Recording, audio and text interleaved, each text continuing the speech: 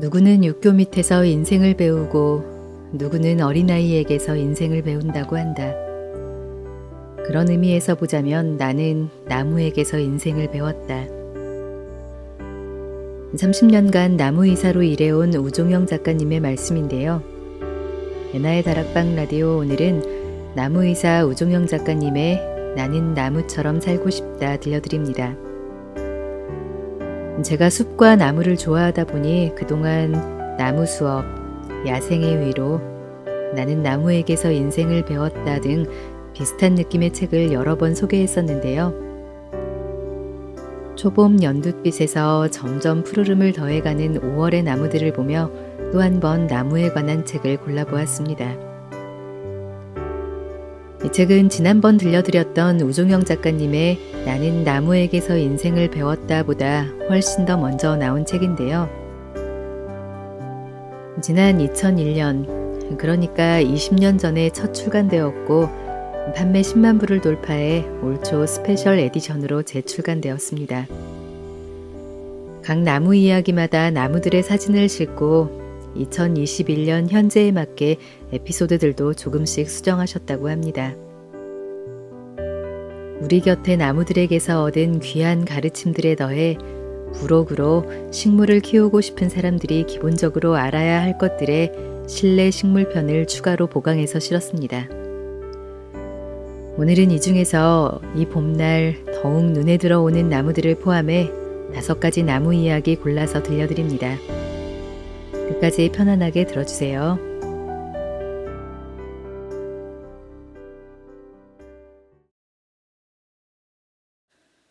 삶이 그대를 속일지라도. 아카시나무. 어릴 적 아카시아 나뭇가지를 잡아들고 친구들과 가위바위보를 하며 누가 먼저 나뭇잎을 다 떼나 내기를 했던 기억이 눈에 선하다. 담스럽게 달린 흰 꽃송이에서 꿀을 따먹기도 하고 동무들과 어울려 나무 뜬거를 타기도 했던 아카시아 나무. 그러나 우리가 흔히 아카시아라고 알고 있는 나무의 진짜 이름은 아카시이다. 진짜 아카시아 나무는 열대지방에서만 자라는 나무로 그 생김새가 아카시와는 전혀 다르다. 개인적으로는 아카시라는 이름보단 왠지 모를 달콤함이 느껴지는 아카시아라는 이름이 훨씬 더 좋지만 이름이야 어찌 되었건 간에 아카시 나무는 우리 추억 속에 자리 잡고 있는 몇 안 되는 나무 중 하나다. 그런데 사실 그 좋은 추억도 잠시일 뿐 아카시 나무를 잘 아는 사람들은 대부분 그 나무를 좋아하지 않는다. 그 끈질김에 정나미가 떨어진다나. 그도 그럴 것이 아무리 뽑아내도 없어지기는커녕 못자리까지 뿌리를 뻗어가는 집요함을 어느 누가 곱게 보겠는가. 게다가 아카시 나무는 스스로 독성을 뿜어 주위 풀들을 자라지 못하게 만든다. 자라면서 워낙 많은 양분을 필요로 하는 탓에 경쟁 상대가 될 만한 나무는 씨부터 말려죽이는 것이다.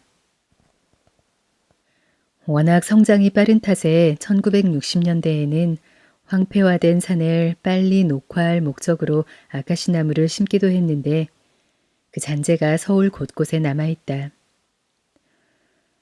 나중엔 아무리 베어내도 계속 줄기를 올리자 연료림으로 사용했다고 한다. 그런데 나는 이렇게 고약한 아카시 나무가 밉지 않다.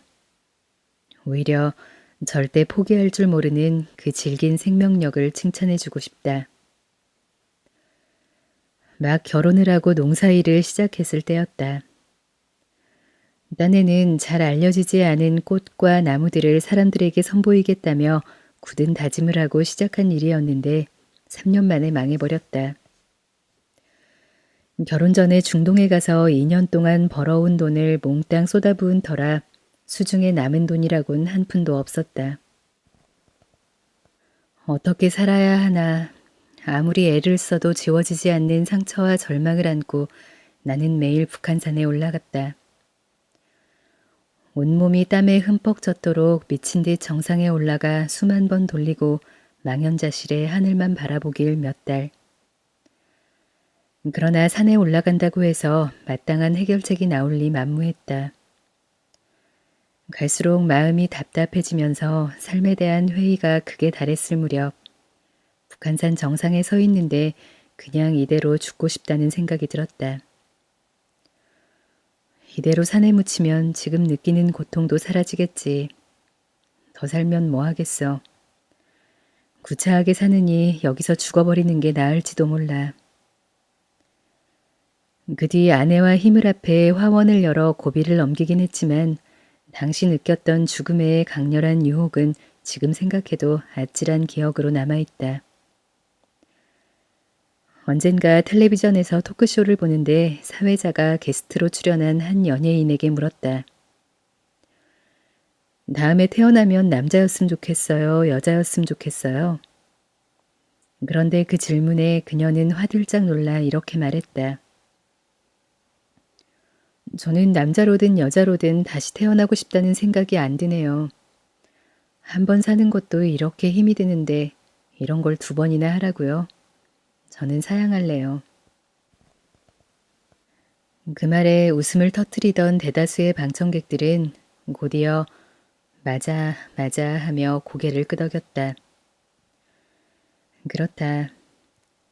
사실 한 번 사는 것도 이렇게 힘겨워하는 우리들이다. 왜 이렇게 아프고 구질구질한 일이 많은지. 그래서 가끔은 스스로를 대견해야 한다. 이렇게 살기 힘든 세상인데 살아 숨쉬는 것만으로도 용하다고. 아마도 이 때문일 거다. 내 눈에 아카시나무가 아름답게 비치는 것은. 그럼에도 불구하고 살아간다는 것. 아무리 좋은 환경에 풍족한 영양분을 주어도 잎을 떨구고 죽어가는 나무들에 비하면 어떻게든 살아가려는 모습이 기특하지 않은가. 베어내고 베어내도 있는 힘을 다 끌어모아 새순을 올리고 꽃을 피우는 아카시나무를 그래서 나는 감히 나무랄 수가 없다. 우리나라에서 자라는 아카시나무엔 유독 가시가 많은데 그것은 하도 많은 사람들에게 구박을 받다 보니 나무가 자기 방어책으로 만든 결과물이다. 아카시나무에 달린 가시들을 볼 때마다 나는 그래도 꿋꿋이 살 겁니다 하는 목소리가 들리는 듯하다. 북한산에서 죽음의 충동을 느꼈던 순간이 없었더라면 나 역시 아카시나무를 천덕꾸러기 취급했을지도 모른다. 그러나 그 아찔했던 경험 덕에 지금 이 순간 살아 숨쉬며 삶을 영위한다는 것이 얼마나 값진 일인가를 이제는 알 것 같다. 그래서일까. 나는 아카시나무 앞에만 서면 마음이 숙연해진다. 내게 아카시나무는 이렇게 속삭이는 것만 같다. 힘이 들어도 절대 포기하지 말라고. 산다는 것 자체만으로도 생은 의미가 있는 것이라고.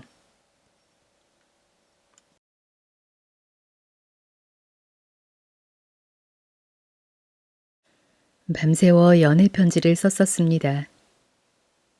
자작나무. 물에 젖은 채로도 불에 넣으면 자작자작하며 타들어간다는 자작나무. 하얀 수피가 너무나 아름다워 옛날 우리 조상들이 무척 귀하게 여겼지만 워낙 추운 곳에서만 자라는 탓에 우리나라에서는 그동안 좀처럼 볼 수 없었다.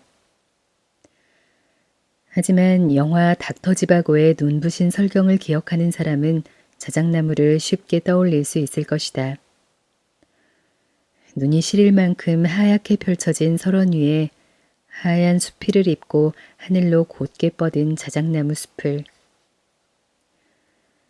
내가 자작나무를 처음 본 것은 1990년 6월 백두산에서였다. 아직도 겨울의 흔적을 간직하고 있던 백두산의 하얀 자작나무는 어느 시에서 표현한 것처럼 나무의 여왕 그 자체였다. 잎 하나 달지 않은 나목의 모습이 그토록 아름다운 나무도 흔치 않으리라. 예로부터 내려오는 자작나무에 관한 전설 하나. 자작나무의 하얀 수피를 조심스럽게 벗겨내 그 위에 때묻지 않은 연정의 편지를 써서 보내면 사랑이 이루어진단다. 이루지 못할 사랑일수록 자작나무로 만든 편지가 힘을 발휘한다나. 자작나무의 수피를 보면 그 전설이 왜 생겨났는지 이해가 간다. 겉보기와는 달리 자작나무의 수피는 살을 애는 듯한 강추위를 어떻게 견뎌낼까 싶을 정도로 무척 연하고 부드럽다. 추위를 잘 견디기 위해 수피 밑에 지방을 잔뜩 비축해 놓다 보니 그리 된 것인데 그 덕분인지 아니면 정말 전설이 효험이 있어서인지 자작나무는 오래전부터 사랑의 매개체 역할을 해왔다. 백두산에서 자작나무를 보았을 때 내 머릿속에 가장 먼저 떠오른 것은 사랑하는 이에게 밤새워 편지를 쓰는 한 젊은이의 모습이었다. 사랑이 이루어지길 간절히 바라며 얼마나 많은 젊은이들이 자작나무의 수피 위에 말 못할 속마음을 적어내려갔을까. 살을 애는 듯한 추위도 애틋하게 솟아나는 그 연정만큼은 막지 못했을 것이다. 한겨울밤 흔들리는 촛불 아래서 펜촉을 호호 불어가며 한 글자 한 글자 정성스럽게 눌러 쓴 편지. 동틀 무렵이 되어서야 완성된 편지는 혹시나 다른 사람들이 볼까 조심스럽게 서랍 안에 감춰졌을 것이다. 수줍음에 보낼까 말까 고민만 하다가 결국 서랍 안에서 세월과 함께 묵혀진 편지도 적지 않았으리라. 백두산에서 돌아와 자작나무에 대한 그리움을 늘 가슴에 품고 살았는데 이제는 강원도 등지에서도 자작나무를 많이 볼 수 있다. 처음 강원도에 자작나무를 심었다는 소식을 들었을 때 북유럽이나 만주 아니면 백두산에서나 볼 수 있던 자작나무를 이제 가까운 곳에서도 볼 수 있다는 사실이 얼마나 반갑던지. 아니, 자작나무 자체보다 내 마음을 흔들어 놓았던 그 전설을 다시 만날 수 있다는 사실에 더 가슴 설렜던 것 같다. 그런데 그렇게 부푼 마음을 안고 딸아이에게 자작나무의 전설을 얘기했더니 아이가 갑자기 실소를 터뜨렸다. 요새 아이들은 답답하게 연애편지 같은 거 쓰지 않는단다. 대신에 즉석에서 문자나 카카오톡으로 사랑을 확인한다나. 나 너 좋아해 라는 말을 쓰고 보내고 상대가 확인하는 것까지 1분이 채 안 걸리는 사랑 전달법. 메시지를 받고 괜찮다 싶으면 그 자리에서 바로 오케이. 아니다 싶으면 그 즉시 노라고 자기 표현을 한다고 한다. 내가 촌스러워서 그런가. 사랑을 쉽게 주고받는 신세대들이 한편으론 부럽지만 그만큼 사랑한다는 말의 의미가 퇴색되는 게 아닌가 싶어 씁쓸한 마음을 감출 수가 없다. 문자 메시지보다는 자작나무 껍질 위에 편지를 쓰는 그 마음이 더 애틋한 것은 나만의 느낌일까. 쓰고 지우고 고민하고 포기하고 접었다가 다시 꺼내들어 밤을 새며 연애 편지를 쓰던 그때가 그 마음이 말이다.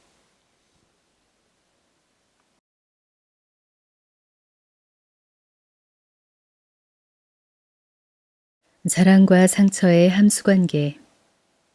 등나무. 나는 5월이 아름다운 것은 등나무가 있기 때문이라고 생각한다. 따사로운 봄볕 아래에 연한 자줏빛 잎을 달고 연보라스의 꽃송이를 늘어뜨리고 있는 등나무. 등나무가 만드는 그늘 아래 있으면 왠지 마음마저 한가로워지는 것 같다. 그런데 내 눈에 등나무가 아름답게 비치는 것은 그 아름다운 꽃이나 잎이 만드는 그늘 때문만은 아니다.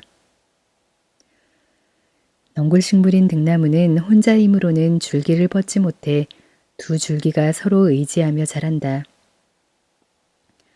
워낙에 다른 나무를 타고 올라가기도 하지만 가만 보면 저희들끼리 서로 몸을 꼬아 앞서거니 뒤서거니 하며 그렇게 어울려 자란다. 학교 교정에 흔히 있는 등나무를 보면 쇠기둥 같은 것에 몸을 기대고 두 줄기가 동아줄처럼 서로 꼬아가며 자라는 걸 알 수 있다. 그렇게 서로의 약한 부분을 이끌어주며 자라서는 그 결실로 곱고 아름다운 꽃을 다소곳이 피운다. 하나의 공간에 두 존재가 평생 함께 한다는 게 불편하기도 할 텐데 그 꼬아진 모습을 보면 애초부터 한 몸인 양 그렇게 조화로울 수가 없다. 사이좋게 다투지 않고 한 발 한 발 함께 자라는 그 모습을 보며 나는 인연의 소중함을 새삼 느낀다. 그리고 내 지나간 인연, 지금 함께하고 있는 인연, 앞으로 만들어갈 인연에 대해 다시 한번 생각해 보게 된다.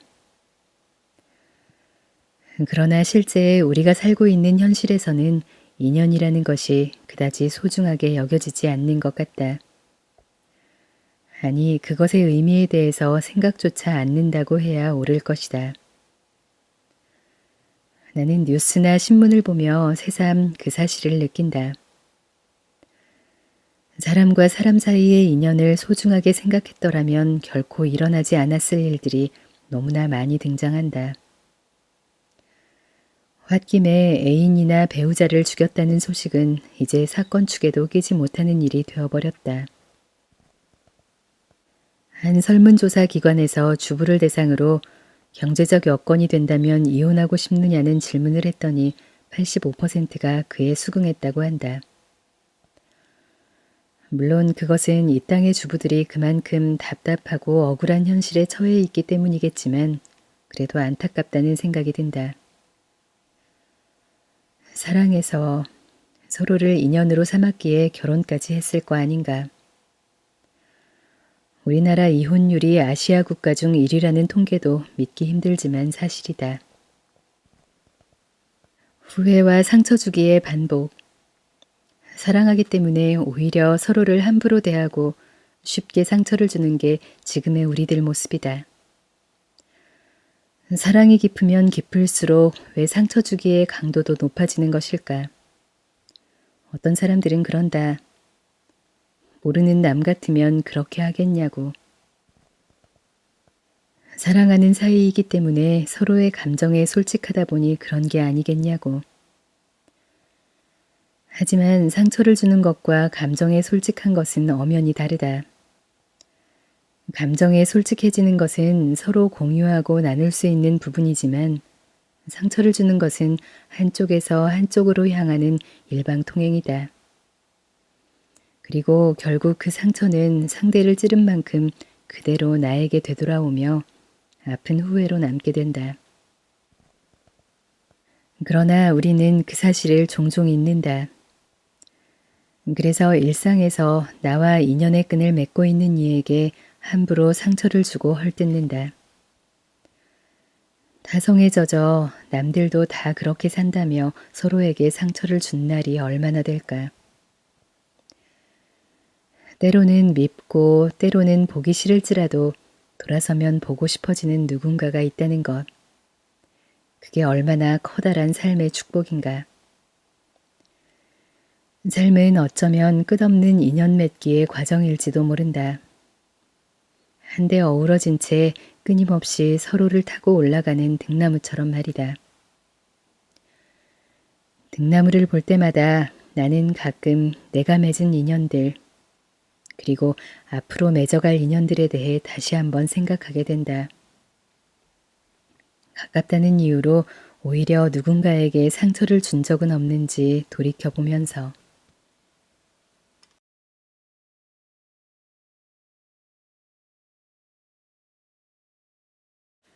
어머니 품이 그리울 때 느티나무. 내 나이 정도가 되는 사람이라면 어릴 적 고향에서 속이 뻥 뚫린 커다란 나무를 본 기억이 있을 것이다. 이름도 모른 채 술래잡기를 하며 놀던 그 커다란 나무가 대부분 느티나무다. 봄이 되면 연록에 고운 새순을 올리고 햇볕이 내리쬐는 한여름이 되면 가지마다 짙푸른 녹음을 더해 시원한 그늘을 만들고 가을엔 고운 단풍으로 계절의 깊이를 더하다가 눈 내리는 겨울 가지 위에 흰 눈을 얹어 보는 이의 마음을 따뜻하게 만들던 느티나무. 마을 한귀퉁이에서 온갖 풍파에도 한결같은 모습으로 사계절을 맞는 느티나무를 보고 있노라면 어린 마음에도 가슴 한가득 여유로움이 느껴졌다. 그러나 무엇보다도 느티나무는 마땅히 놀거리가 없는 어린 꼬마들에게 재미난 놀이기구가 되어 주었다. 가끔씩 잘못이라도 저지르는 날이면 쌀이비로 엉덩이를 때리는 어머니를 피해 느티나무 구멍으로 몰래 숨어들던 기억이 아직도 생생하다. 그저 나무 안에 구멍이 뚫린 거였지만 그 안에 있으면 마치 나무 위 오두막집에 숨어든 톰소여가 된 것 같기도 했다. 그때 들었던 생각. 이 커다란 구멍은 누가 뚫어놨을까? 친구들끼리 모여 앉은 날이면 도깨비가 그랬다. 산신령이 한밤중 몰래 내려와서 그랬다. 나무에 붙은 귀신이 저 혼자 살려고 그랬다. 하며 별의별 얘기를 지어내곤 했다. 나중에 자라서야 알게 된 사실이지만 워낙에 느티나무는 속이 잘 썩는 나무다. 가지가 부러지거나 하늘소 같은 벌레가 들어가 작은 구멍이 생기면 걷잡을 수 없이 썩기 시작해 결국엔 속이 텅 비어버린다. 그래도 신기한 것은 전혀 끄덕도 않고 그 육중한 무게를 버텨낸다는 점이다. 물론 어느 정도 선에서 썩는 게 멈출 때의 이야기지만 어릴 때는 그렇게 크게 뚫린 느티나무 속이 그저 신기하고 재미있게만 보였는데 나무의사라는 이름을 얻게 된 뒤로는 그 구멍이 어린 시절의 느낌으로만 다가오진 않는다. 썩을 대로 썩어 절이 될 때까지 얼마나 힘들었을까. 그 고통을 어떻게 말없이 감내했을까를 먼저 생각하게 된다. 그리고 속 뚫린 느티나무를 볼 때마다 인고의 세월, 그 기나긴 애달픔 속에서 나는 이 시대의 어머니들을 떠올리게 된다. 자식에게 모든 것을 내어주고도 더 내어줄 게 없나 찾는 우리들의 어머니 말이다. 언젠가 장영희 교수의 별세 소식을 들었을 때도 그랬다. 아는 사람은 알겠지만 그녀는 태어난 지 1년 만에 소아마비 판정을 받은 뒤 5살 때까지 제대로 앉지도 못해 누워만 있던 소아마비 1급 장애인이었다. 초등학교 3학년 때까지 어머니 등에 업혀 학교에 갔고 어머니는 두 다리와 오른팔이 마비된 그녀를 화장실에 데려가기 위해 2시간에 한 번씩 학교를 찾아야 했다. 그녀는 어머니를 어느 글에서 다음과 같이 회고한 바 있다.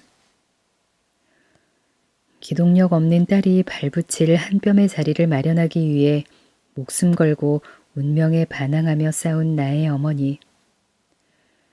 장애는 곧 죄를 의미하는 사회에서 마음속으로 피를 철철 흘려도 당당하고 의연하게 딸을 지킨 나의 어머니. 업어서 교실에 데려다 놓고 밖에서 추위에 떨며 기다리시던 나의 어머니. 조금만 도와주면 나도 잘해낼 수 있다고 제발 한몫 끼워달라고 애원해도 자꾸 벼랑 끝으로 밀쳐내는 이 세상에 악착같이 매달릴 수 있었던 것은 어머니가 있었기 때문이었다. 장영희 교수가 생애 대부분을 목발에 의지하면서도 삶을 집어삼킬 것 같은 무서운 암에 맞서 투병하면서도 끝까지 영문학자의 길을 뚜벅뚜벅 걸어갈 수 있었던 것은 느티나무처럼 마음속으로 피를 철철 흘리면서도 딸을 지킨 어머니의 사랑 때문이 아니었을까. 그래서인지 장영희 교수가 죽기 직전에 어머니에게 남긴 편지가 너무나 안타깝게 느껴졌다. 엄마 미안해. 먼저 떠나게 돼서. 엄마 딸로 태어나서 지질이 속도 썩였는데 그래도 난 엄마 딸이라서 참 좋았어. 엄마는 이 아름다운 세상 더 보고 오래오래 더 기다리면서 나중에 다시 만나. 신은 모든 곳에 있을 수 없기에 어머니를 만들었다라는 말이 있다. 그런데 우리는 나이를 먹어 자식을 길러보고서야 어머니 마음을 조금이나마 헤아리게 된다. 어머니의 속이 느티나무처럼 썩어서 텅 빈 후에야 말이다. 나도 어머니의 가슴이 뻥 뚫리기 전에 방황을 멈추었으면 좋았을 것을 그러지 못했다. 그 사실이 지금도 내 마음을 아프게 한다.